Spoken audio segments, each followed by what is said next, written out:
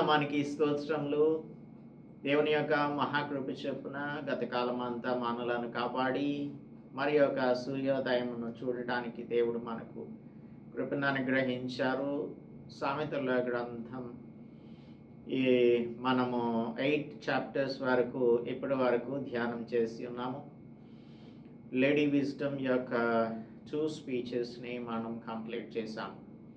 అలాగే father's instructions to the son 10 ఇన్స్ట్రక్షన్స్ని మనం ధ్యానం చేసాం. ఈరోజు లేడీ విజ్డమ్ యొక్క 3rd స్పీచ్ని 9వ అధ్యాయంలో చూడబోతున్నాం. Let's ask for the guidance of the Holy Spirit and start our meditation this morning. ప్రార్థించుకున్నాం. పరిశుద్ధుడా మా ప్రియ ప్రభువా, మా రక్షక, ఈ ఉదయకాలం అందు లేడీ విజ్డమ్ యొక్క 3rd స్పీచ్ని మేము ధ్యానం చేస్తుండగా మమ్మలను మా ప్రియులను మీరు దర్శించి మాతో మాట్లాడి మా హృదయములకు కావలసిన వర్తమానమును అనుగ్రహించమని క్రీస్తు యేసు పరిశుద్ధ నామములో ప్రార్థిస్తున్నాం తండ్రి. ఆమేన్. So let's turn our Bibles to chapter 9 of the book of Proverbs. జ్ఞానం యొక్క 3వ ఉపదేశం, the 3rd speech of lady wisdom. Wisdom is personified as a woman, as we see, and in the first 2 speeches we have also seen the lady wisdom speaking to us. 8వ అధ్యాయంలో the excellence of wisdom ని గురించి మాట్లాడుతుంది. 9వ అధ్యాయంలో the way of wisdom ని గురించి మాట్లాడుతుంది. అలాగే ఈ అధ్యాయంలో మనం చూసినట్టయితే we see 2 women. One is the wise woman and there is another woman called the foolish woman. 13వ వచనం నుంచి చూసినట్టయితే కాంట్రాస్టింగ్గా ఈ ఫాలీని గురించి, అనగా ఎవరైతే మనం గతంలో తండ్రి కుమారునికి ఉపదేశం చేసేటప్పుడు జారస్త్రీ అని చెప్తూ ఉన్నాడో, వేవర్డ్ ఉమన్ అని చెప్తూ ఉన్నాడో, ఆమె కూడా పిలుపునిస్తుంది. We see 2 calls, the call of the lady wisdom and also the call of the wayward woman మనకు కనిపిస్తుంది. సో ఈ అధ్యాయం యొక్క ఓవర్వ్యూని మనము ఈరోజు చూడడానికి ప్రయత్నం చేద్దాం. మొదటి వచనంలో చూసినట్టయితే, జ్ఞానము నివాసం కట్టుకొని దానికి 7 స్తంభములను చెక్కుకొనినది, పశువులను వధించి ద్రాక్షరసము కలిపి భోజన పదార్థములను సిద్ధపరిచి ఉన్నది. ఇది మనము చూసినప్పుడు the lady wisdom is inviting us to have dinner with her. నేను సిద్ధపరిచిన ఆహారం భుజించుడి, నేను కలిపిన ద్రాక్షరసం పానం చేయుడి అని చెప్తోంది. సో ఈ మొదటి 5 వచనాలలో చూసినట్టయితే, she has prepared a table and she is inviting all the people who are lacking in wisdom to have dinner with her. ఆమెతో కలిసి భోజనం చేయడానికి పిలుస్తుంది. Invitation to the simple men and to the wise men.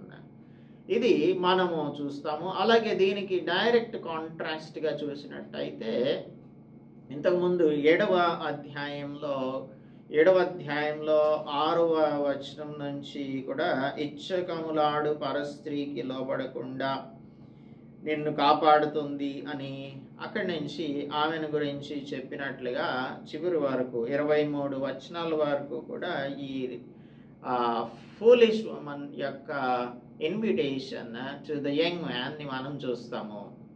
దానికి అలాగనే ఈ అధ్యాయంలో 13వ వచనం నుంచి 18వ వచనం వరకు కూడా ఈ ఫూలిష్ ఉమన్ యొక్క ఇన్విటేషన్ మనకు కనిపిస్తుంది. అయితే in this chapter we see lady wisdom's call and also the foolish woman's call. Lady personified or wisdom personified as a woman is inviting people to have dinner. And at the same time, the foolish woman is also inviting to have dinner with her. So, let us first see the invitation of the Lady Wisdom. పిలుస్తుంది. ఎందుకు ఇటువంటి డిన్నర్ని, ఒక ఫీస్ట్ని ఏర్పాటు చేసింది అని అంటే, there is gonna be a big journey that the people, the men are gonna go. కాబట్టి ఒక పెద్ద ప్రయాణం నీ ముందర ఉంది అని చెప్పి you have to strengthen yourself with the food I give you అని ఎవరితో చెప్పారో జ్ఞాపకం చేసుకోండి ఒకసారి. మనకు రాజుల గ్రంథంలో ఏలియా ప్రవక్త తాను జెజబెల్ నుంచి పారిపోతూ ఉన్నప్పుడు దేవుడు ఆయనకు కాకుల చేత ఆహారంను పంపించాడు. సో ఈ విధంగా తనను బలపరిచిన తర్వాత నీ ముందర పెద్ద ప్రయాణం ఉందని చెప్పాడు. ఈ మొదటి 9 అధ్యాయాలలో it is a training for men, or you can also say it is training for the children of God. మనందరం కూడా ట్రైనింగ్ తీసుకోవాలి. ఈ ట్రైనింగ్ తీసుకున్న తర్వాత మన ముందున్న జర్నీలో మనం బలవంతులంగా వెళ్ళడానికి ఇప్పుడు మనం నేర్చుకున్న విషయాలన్నీ కూడా ఉపయోగపడతాయి. సో ఇక్కడ we see the meat and the drink. It is nothing but abiding in the word of God. దేవుని యొక్క మాటలను విని ఆయన మాటల ప్రకారంగా చేయడం. యేసుక్రీస్తు ప్రభువు మత్తయి సువార్త 6వ అధ్యాయం 35వ వచనంలో, మత్తయి సువార్త కాదు, జాన్ చాప్టర్ 6 verse 45లో చెప్తూ ఉన్నారు. Let us see John chapter 6 verse 35. అందుకు యేసు వారితో ఇట్లా నేను జీవాహారము నేనే, నా యొద్దకు వచ్చువాడు ఏమాత్రమును ఆకలిగొనడు, నా యందు విశ్వాసం ఉంచువాడు ఎప్పుడునూ దప్పిగొనడు. నా జీవాహారం నేనే, నా యొద్దకు వచ్చువాడు ఏమాత్రం ఆకలిగొనడు, నా యందు విశ్వాసం ఉంచువాడు ఎప్పుడునూ దప్పిగొనడు అని అంటున్నాడు. So this is the figurative partaking of the table of the lord. మనం దేవుని యొక్క శరీరమును యేసుక్రీస్తు ప్రభువు ఈ తర్వాత వచనాలలో మనము ప్రభురాత్రి భోజన సంస్కారమును గురించి చదువుకుంటాము. కాబట్టి యేసు ప్రభు అంటున్నారు ఈ శరీరము తినాలి అని చెప్పి ఆయన చెప్తూ ఉన్నాడు. ఈ ఒక కప్ ఎత్తుకొని దానిని ఆయన ఇచ్చి ఇది నా రక్తము, ఇది మీరు త్రాగాలి అని ఆయన చెప్పారు. నా శరీరం తిని నా రక్తం త్రాగువాడే నిత్య జీవం గలవాడు, అంత్యదినమున నేను వానిని లేపుదును అని చెప్పారు కదా. సో ఇక్కడ దట్ ఈస్ ద ఫిగరేటివ్ మీనింగ్ని మనము ఈ ప్రావర్బ్స్ చాప్టర్ 9లో చూస్తున్నాం. జ్ఞానము నివాసం కట్టుకొని దానికి 7 స్తంభములు చెక్కుకొనినది. 7 స్తంభాలు ఏంటి అనేది మనం ఒకసారి చూసినట్టయితే ఈ 7 స్తంభాలు ఏంటి, and then we will see about the banquet. కాబట్టి మొదటి అధ్యాయంలోనికి ఒకసారి మనం వెళ్తే let's go to first chapter of the book of Proverbs chapter 1 and verse 2 నుంచి చూసినట్టయితే, 2వ వచనం నుంచి చూసినట్టయితే, జ్ఞానమును ఉపదేశమును అభ్యసించుటకు, అంటే number 1 is wisdom and number 2 is instruction. జ్ఞానమును ఉపదేశమును అభ్యసించుటకు, వివేక సల్లాపములు గ్రహించుటకు అంటే understanding. Number 1 is wisdom, number 2 is instruction, number 3 is understanding. ఆ తర్వాత నీతి న్యాయ యథార్థతలను అనుసరించుట యందు. ఇప్పుడు మనం 3 చూసాం, 3 pillars. First pillar is wisdom, number 2 is instruction, number 3 is understanding అంటే వివేకం, 4వది నీతి, 5వది న్యాయం, 6వది యథార్థత, 7వది బుద్ధి కుశలత అని. ఇంకా ఈ మిగిలిన విషయాలు 6వ వచనం వరకు కూడా మనం చూస్తాము. This is the purpose of writing the book of Proverbs. ఈ సామెతల గ్రంథం రాయడానికి వెనక ఉన్న ఆలోచన ఇదే. ఏమిటంటే జ్ఞానమును ఉపదేశమును అభ్యసించుటకు, వివేక సల్లాపములు గ్రహించుటకు, నీతి న్యాయ యథార్థతలను అనుసరించుటయందు బుద్ధి కుశలత ఇచ్చు ఉపదేశమునందునట్లు జ్ఞానం లేని వారికి బుద్ధి కలిగించుటకు, యవనులకు తెలివియు వివేచనయు పుట్టించుటకు తగిన సామెతలు. సో ద సెవెన్ పిల్లర్స్, ఇక్కడ 7 స్తంభములు చెక్కుకొనినది అంటే ఈ 7 మనకు అనుగ్రహించాలి అని తండ్రి యొక్క ఉద్దేశం కనుక కుమారునికి he is instructing the children, పిల్లలమైన మనకు ఇన్స్ట్రక్షన్ ఇస్తూ ఉన్నాడు. పశువులను వధించి ద్రాక్షరసము కలిపి ఉన్నది, భోజన పదార్థములను సిద్ధపరిచి ఉన్నది, పనికత్తెల చేత జనులను పిలువనంపినది, పట్టణమందలి మెట్టల మీద అది నిలిచి జ్ఞానం లేనివాడా ఇక్కడికి రమ్మని ప్రకటించుచున్నది. తెలివి లేని వారితో అంటే సింపుల్ పీపుల్తో అది ఇట్లనుచున్నది, వచ్చి నేను సిద్ధపరిచిన ఆహారమును భుజించుడి, నేను కలిపిన ద్రాక్షరసమును పానం చేయుడి, ఇక జ్ఞానం లేని వారై ఉండక బ్రతుకుడి, తెలివి కలుగజేయు మార్గంలో చక్కగా నడువుడి అని చెప్తోంది. ఒక హిస్టారికల్ బ్యాక్గ్రౌండ్ని కనుక మనం ఇక్కడ చూసినట్టయితే ఇది ఒక హిస్టారికల్ సెట్టింగ్ లాంటిది.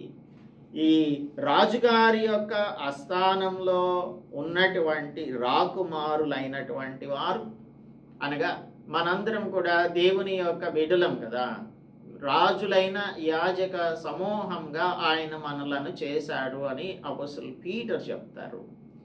సో మనందరం కూడా ఒక ప్యాలెస్లో ఉన్నాము, అనగా సోలమన్ ప్యాలెస్లో ఉన్నాము, దేవుని యొక్క ప్యాలెస్లో ఉన్నాము. ఇప్పుడు మనకు ట్రైనింగ్ జరుగుతుంది. ఆ ట్రైనింగ్లో మనం ఈ బుద్ధి జ్ఞానములు ఇవన్నీ కూడా సంపాదించుకున్న తర్వాత మనకు కొన్ని ప్రావిన్సెస్ని దేవుడు రూల్ చేయడానికి అనుగ్రహిస్తారు. సో 1000 ఏళ్ల పరిపాలనలో పరిశుద్ధులందరూ కూడా యేసుక్రీస్తు ప్రభువుతో పరిపాలన చేస్తారు అని ఉంది కదా. So this is a training for us to rule in that millennial kingdom. So this is the historical background. ఒక రాజు ఎందుకు ఒక ఫీస్ట్ని అరేంజ్ చేస్తాడు అంటే, ఒక విందును ఏర్పాటు చేస్తాడు అంటే, if we turn to the book of Esther గ్రంథం 1వ అధ్యాయంలో రాజు గారు అక్కడ ఒక విందు చేశారు. ఆ విందు ఎందుకు చేశారు అనేది చదువుకుందాము. ఆయన రాజాకు అహశ్వేరోసు ఆయన ఒక విందు చేయించాడు అని 3వ వచనం చెప్తుంది. 3వ సంవత్సరమున తన అధిపతులకందరికీ సేవకులకును విందు చేయించాను. ఆయన ఏం చేశారు? పారసీక దేశం యొక్కయు మాధ్య దేశం యొక్కయు పరాక్రమశాలులను ఘనులను సంస్థానాధిపతులను అతని సన్నిధిలో ఉండగా, మహిమగల రాజ్యం యొక్క ఐశ్వర్య ప్రభావములను తన మహత్యాతిశయ ఘనతలను అనేక దినములు అనగా 180 దినములు కనపరిచెను. సో ఇక్కడ 180 days ఒక ఫీస్ట్ని ఆయన ఎందుకు చేయించాడు అని అంటే, తన యొక్క ఐశ్వర్య ప్రభావాలు మహత్యాతిశయ ఘనతలు కనపరచడానికి చేశారు. సో మనకు కూడా దేవుడు ఎందుకు ఈ బ్యాంక్వెట్ని అరేంజ్ చేశారు అని అంటే, he wants us to show all the glory of him. ఆయన యొక్క ఐశ్వర్య ఘనతలను మనకు చూపించడానికి, ఆయన ఐశ్వర్య ప్రభావాలు మహాత్యాతిశయ ఘనతలను చూపించడానికి ఈ బ్యాంక్వెట్ని అరేంజ్ చేశారు. పరిశుద్ధ గ్రంథంలో అనేకమైన చోట్ల మనం చూస్తాము ఒక ఇన్విటేషన్. యెషయా గ్రంథంలో కూడా, రూకలు లేని వారులారా నా యొద్దకు రండి, మీరు ఏమి ఇవ్వకుండానే మీరు you can buy and you can eat food and drink అని చెప్తారు. So we have to understand the heavenly food is given అంటు అస్. మన కొరకు దేవుడు తన యొక్క వాక్యం అనే ఆహారాన్ని, జీవాహారాన్ని మనకు అనుగ్రహించారు. ఈ వాక్యం అనేటువంటి ఆహారాన్ని భుజించి బలం తెచ్చుకొని ఈ లోకంలోనికి వెళ్ళి పరిపాలన చేయవలసి ఉంటుంది, జీవించాల్సి ఉంటుంది. ఈ లోకాన్ని మనం పరిపాలన చేయడానికే దేవుడు మనలను సృజించాడు. అందుకని మనకు ఎప్పుడైతే ఈ ఇన్విటేషన్స్ ఉన్నాయో, ఈ ఇన్విటేషన్స్ అన్నీ కూడా ఒక ఇన్విటేషన్ని మనకు జ్ఞాపకం చేస్తాయి. అదేంటంటే రెవల్యూషన్లో చాప్టర్ 19, ప్రకటన గ్రంథం 19వ అధ్యాయం 5వ వచనం నుంచి చూసినట్లయితే 19వ అధ్యాయం 5వ వచనంలో 5వ వచనం, మరియు దేవుని దాసులారా, ఆయనకు భయపడువారులారా, కొద్దివారేమి గొప్పవారేమి, మీరందరూ ఆయనను స్తుతించుడి అని చెప్పుచున్న ఒక స్వరం సింహాసనం నుండి వచ్చాను. అప్పుడు గొప్ప జన సమూహపు శబ్దమును, విస్తారమైన జలముల శబ్దమును, బలమైన ఉరుముల శబ్దమును పోలిన ఒక స్వరం, సర్వాధికారియు ప్రభువునగు మన దేవుడు ఏలుచున్నాడు, ఆయనను స్తుతించుడి, గొర్రెపిల్ల వివాహ మహోత్సవ సమయం వచ్చినది, ఆయన భార్య తన్ను తాను సిద్ధపరచుకొని ఉన్నది కనుక మనం సంతోషపడి ఉత్సహించి ఆయనను మహిమపరచుదము అని చెప్పగా వింటిని. 9వ వచనంలో, మరియు అతడు నాతో ఇలా చెప్పాను, గొర్రెపిల్ల పెండ్లి విందునకు పిలువబడిన వారు ధన్యులు అని రాయము. మరియు ఈ మాటలు దేవుని యథార్థమైన మాటలు అని నాతో చెప్పాను. So the Apostle John heard the voice that is coming out of the throne to praise the Lord, and it is calling all the servants that fear him, both great and small. And when he heard the voice of the great multitude as the voice of many waters, then he came to listen to the voice that the marriage of the lamb is come. గొర్రెపిల్ల వివాహ మహోత్సవం వచ్చింది, దానికి పిలువబడిన వారు ధన్యులు. అయితే దానికి ముందుగా ఒక మహావేశ్యకు తీర్పు తీర్చబడటాన్ని గురించి రాయబడి ఉంది. ఇప్పుడు ప్రావర్బ్స్లో మనం 13th verse నుంచి 18th verse వరకు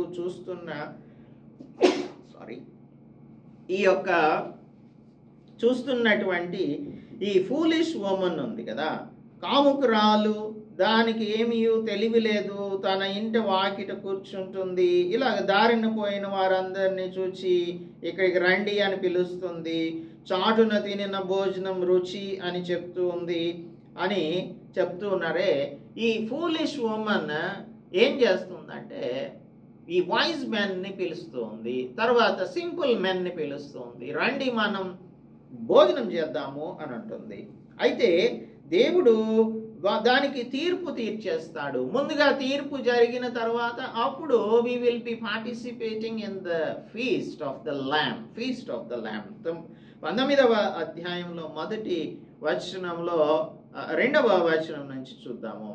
ఆయన తీర్పులు సత్యములను న్యాయములను అయ్యున్నవి, తన వ్యభిచారంతో భూలోకమును చెరిపిన గొప్ప వేశ్యకు ఆయన తీర్పు తీర్చి తన దాసుల రక్తమును బట్టి దానికి ప్రతిదండన చేసను అని దానికి దేవుడు తీర్పు తీర్చిన విషయాన్ని మనకు చెప్తుంది. So where the great word gives an invitation to dine, we see the great word giving invitation to dine, and also we see the lady wisdom giving an invitation to dine with her.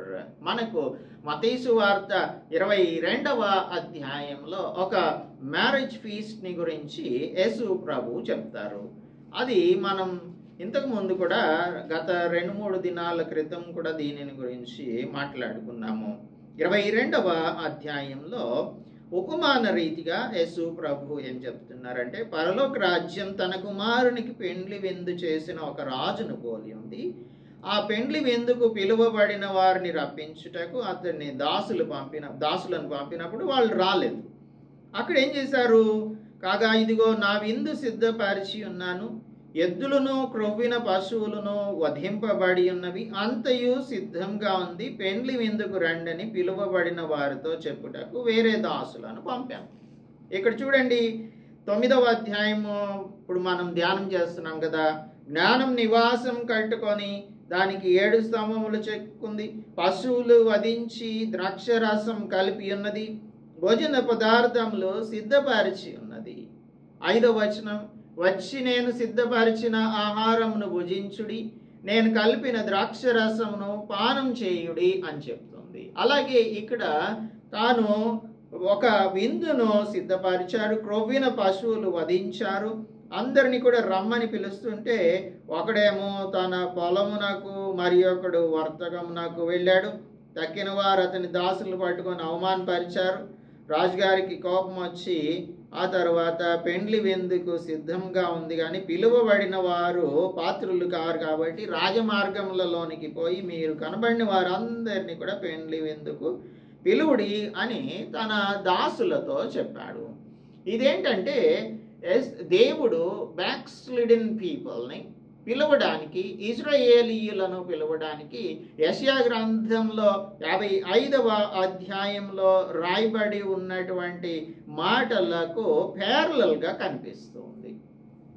Let us also go to Isaiah 55. దప్పిగొనిన వారులారా నీళ్ల యొద్దకు రండి, రూకలు లేని వారులారా మీరు వచ్చి భోజనం చేయుడి. రూకలు రండి, రూకలు లేకపోయినను ఏమియో ఇయ్యకయే ద్రాక్షరసము పాలను కొనుడి. ఆహారం కాని దాని కొరకు మీరేలా రూకలిచ్చెదరు? సంతుష్టి చేయని దాని కొరకు మీ కష్టార్జితం ఎందుకు వ్యయపరుస్తారు? నా మాట జాగ్రత్తగా ఆలకించి మంచి పదార్థం భుజించుడి, మీ ప్రాణం సారమైన దాని యందు సుఖింపనీయుడి అని చెప్తూ ఉన్నాడు. So here the Lord God is inviting backslidden Israel to abundant life. In the same manner, wisdom is inviting people because it has built her house and she has hewn the pillars, 7 pillars, 7 స్తంభములను చెక్కి ఉన్నది. 7 అనేది మనకు సంపూర్ణ సంఖ్యగా ఉంది.